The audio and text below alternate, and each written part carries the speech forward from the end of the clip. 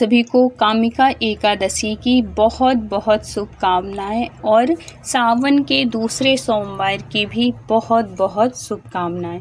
तो श्रावण मास की कृष्ण पक्ष की एकादशी को कामिका एकादशी कहते हैं।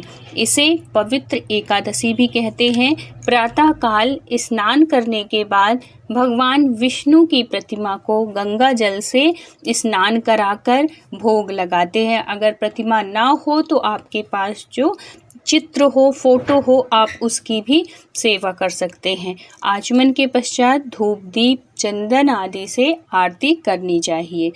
और धार्मिक मान्यता के अनुसार कामिका एकादशी का विधि पूर्वक व्रत करने से साधक के जीवन में खुशियों का आगमन होता है, साथ ही शुभ परिणाम देखने को मिलते हैं। इस दिन व्रत कथा जरूर सुनना चाहिए, इसका पाठ करना चाहिए या कि सुन लेना चाहिए। इससे व्रत का पूर्ण फल प्राप्त होता है। तो चलिए सुनते हैं अब कामिका एकादशी की कथा।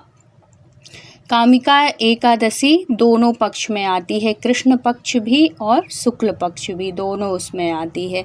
तो अब अपन सुनते हैं ये कामिका एकादशी की व्रत कथा। ध्यान से सुनिएगा। तो पौराणिक कथा के अनुसार प्राचीन समय में एक गांव में पहलवान रहता था। वह अधिक क्रोध करता था, इसलिए उसकी किसी न किसी से बहस हो जाती थी। एक बार ऐसा समय आया कि उसका किसी ब्राह्मण से झगड़ा हो गया। उसने क्रोध में आकर ब्राह्मण की हत्या कर दी, जिसकी वजह से उस पर ब्राह्मण की हत्या का दोष लग गया, ब्रह्म हत्या का। इसके बाद वह ब्राह्मण के अंतिम संस्कार में शामिल होने के लिए गया तो पंडितों ने उसे वहां से भगा दिया। पंडितों ने पहलवान को ब्राह्मण की हत्या का दोषी मानकर बहिष्कार कर दिया और पंडितों ने पहलवान के घर धार्मिक काम करने से मना कर दिया, क्योंकि उसने ब्राह्मण की हत्या की थी इसलिए, और सामाजिक बहिष्कार कर दिया सब लोगों ने उसका। पहलवान ने साधु से इस दोष को दूर करने के लिए उपाय पूछा।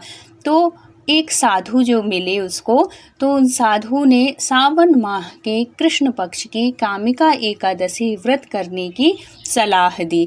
इस तरीके से कभी कभी हमको साधु के रूप में भी ना भगवान ऐसे भक्तों को किसी न किसी को भेजते हैं जिससे कि हमारा उद्धार हो।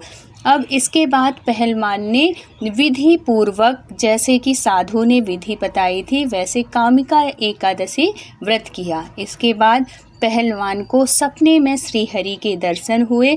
उसने सपना देखा कि भगवान विष्णु ने हत्या दोष से मुक्त कर दिया है मुझे। तभी से कामिका व्रत करने की शुरुआत हुई है।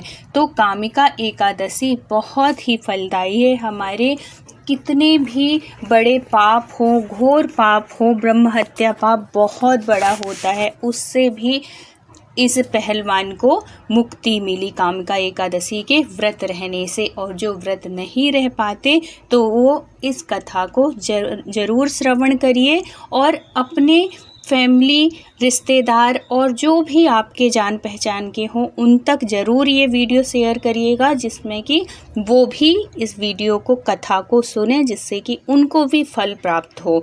तो बोलिए राधे राधे। वीडियो अच्छा लगा हो तो प्लीज़ लाइक, शेयर और सब्सक्राइब करिएगा। फिर मिलते हैं किसी धार्मिक कहानी के साथ।